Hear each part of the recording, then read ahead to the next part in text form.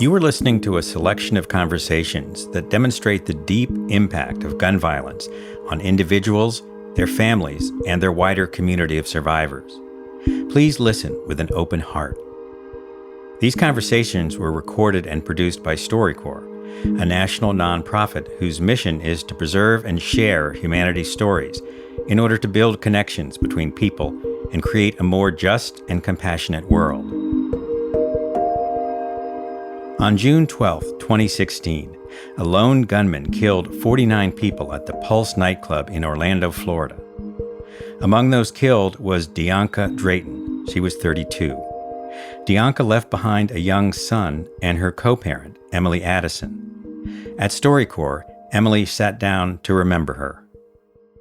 She had a beautiful voice, the most amazing smile, and she smelled so good all the time. We moved down here in Florida in 2012 together, but the heat, she couldn't stand heat. But it did not matter how hot it was outside. She would go outside and play ball with our son. And she used to always tell me that as long as she was alive, our son and I would never want for anything. And she kept her word. She texted me that night. She said that she was scared, people were shot. But when our son is asleep, we turn our ringers off. And I feel like I wasn't there for her when she needed me the most. I tried to text her. Her phone was going straight to voicemail. And I prayed so hard, my knuckles were white. But she was one of the ones that was murdered in the bathroom. The closer it gets to the 1-year anniversary, all it's doing is reminding me of the last time that I saw her. I can tell you what was in her stomach because I made the last meal. She loved my cooking. She loved my cooking. My son, he's 3 now. And every night, when we're going to bed, we walk up the stairs, he'll turn to her picture and say, "Night, night, Mommy." I don't know how to get him to understand that she's never coming back, and I miss her so much. That feeling is constant. Like, I need her to call me. I need to see her. I will always love her, no matter what. There will never be an end.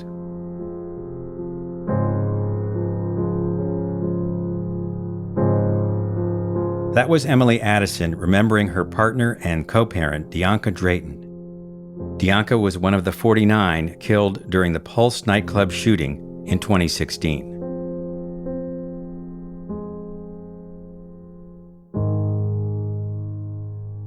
Stephen Venable and Tiffany Starr are friends who bonded over their shared experiences of being coaches' children and gun violence survivors.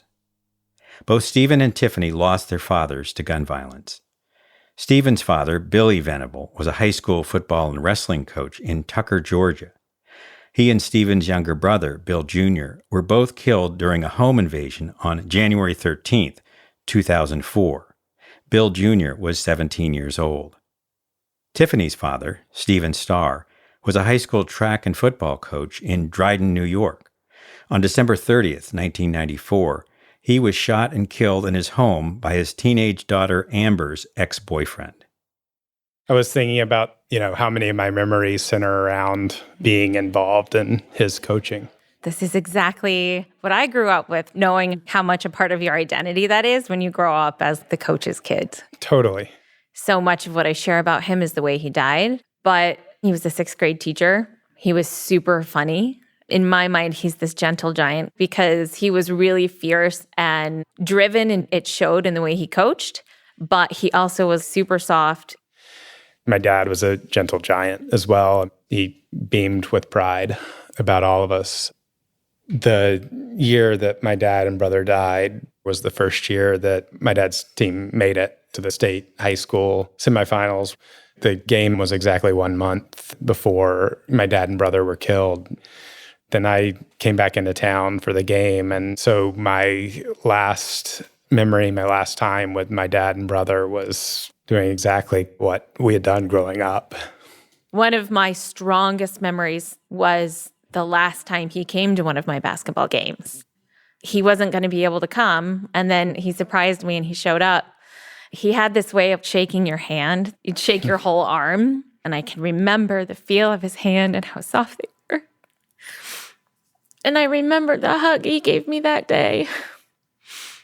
And it was just the warmest, safest, best thing. And I think that's what I miss most, is how safe I felt. Yeah. My safety was stolen. And I've never felt quite that same way ever again. I miss my dad's hugs too, but I think I miss the opportunity to go through being a parent with him. He would have been an awesome grandfather. Yeah. My son is very little. He sometimes gives me looks that are my dad. It's startling. I see my dad in me, and I catch myself saying things that I know my dad would have said. And I'm like, oh yeah, that's Dad.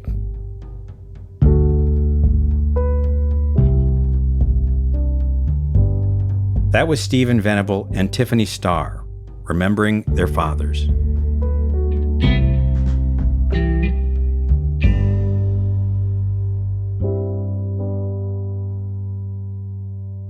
Regina Thompson-Jenkins and Glenda Torres both lost their sons to senseless gun violence in Trenton, New Jersey. Regina's son and only child, Trey Devon Lane, was a 19-year-old college student who was pursuing social work. Trey died on September 22, 2012, shielding two friends from random gunfire.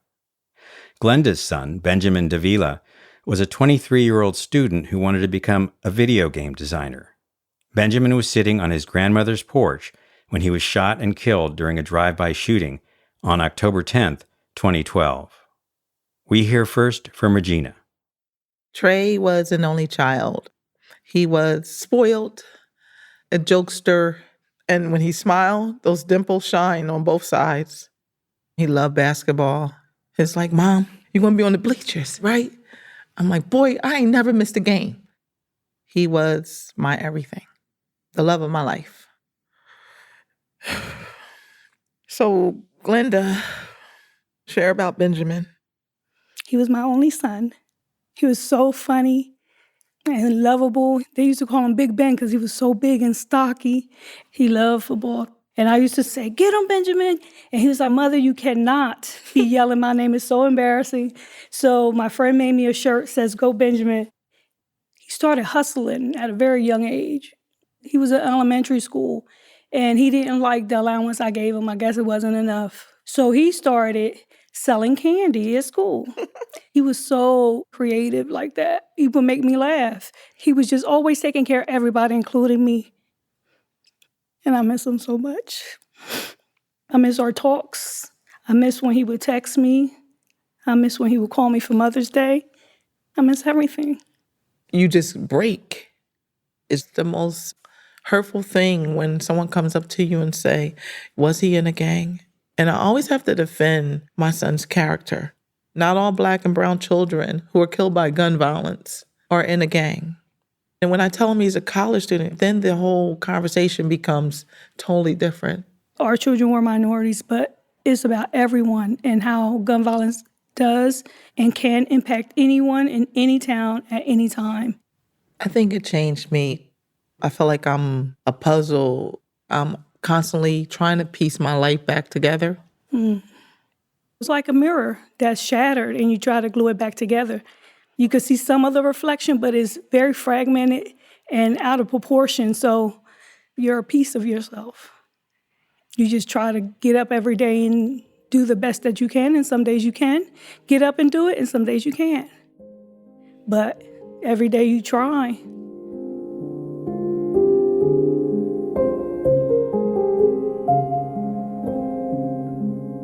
That was Regina Thompson-Jenkins and Glenda Torres remembering their sons. Both mothers now share their stories to advocate for gun reform.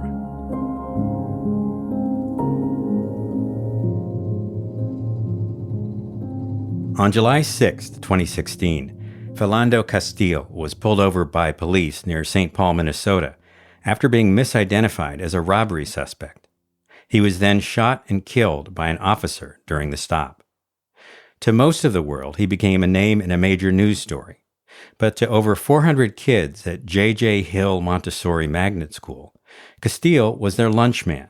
He managed the cafeteria where the students called him Mr. Phil. For Black parents at the school, and across America, this brought up all too familiar conversations about safety and race. But for some white parents, like Chad Eisen-Ramgren, it wasn't a conversation they'd ever been confronted with before. At StoryCorps, he sat down with his 10-year-old daughter, Leila, who was in the 3rd grade when Castile was killed. She had known Mr. Phil since kindergarten. Mr. Phil, he used to talk a lot, and I used to talk a lot. So one day, Mr. Phil was like, "How was your weekend?" And I was like, "It was good. How about yours?" And then we just had this long conversation, and people were getting so annoyed because we were holding up the lunch line. He loved kids. He used to have secret handshakes with people, and if you didn't have enough on your tray, he would pull out like graham crackers or something, and he did it with his own money. Mm-hmm. Today, do you ever think of him? Yeah, I think of him a lot. And I think about the fact that prior to Mr. Phil's death, there had been a lot of police shootings happening, specifically to young African-American men. Do you know why they pulled him over? I believe because one of the lights in this car wasn't working. And then they shot him? Well, Mr. Phil told the police, like you're supposed to, that he had a gun on him. Was he allowed to have a gun? Yep, he had a permit. I'm glad that Mr. Phil said that, but I'm sad that Mr. Phil said that. He was trying to do what the officer said, but the officer decided to pull out his firearm and shoot Mr. Phil. The officer should have said, "Hand me your gun, I'll give it back to you once I know that you have a permit." Then he should have gave him a ticket, and then they should have been on their ways. I think you're right. I remember at one point you brought up if Mr. Phil had skin like me, then he wouldn't have been shot. You know how everybody at school liked Mr. Phil? And he was a warm presence. Everybody felt good around him. Yeah? Is it a weird thought to you to think that outside the school, there are people who would look at him and think that he was scary? It would just make me feel really sad inside. Mr. Phil was not scary. Yep. When you found out the police officer didn't go to jail, were you mad? Yeah, I was really mad. And I'm still mad. But Mr. Phil paid the ultimate price. And that was really unfair. And hopefully, the world will change. Yeah.